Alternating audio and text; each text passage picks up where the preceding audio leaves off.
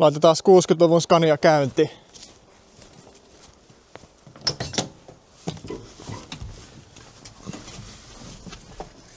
Täältä virta päälle ja käynnistimestä lähtee.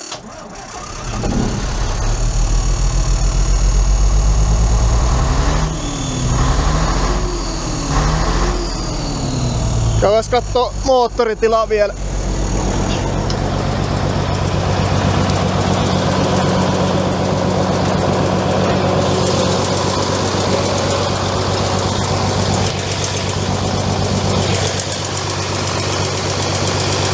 Siinä on.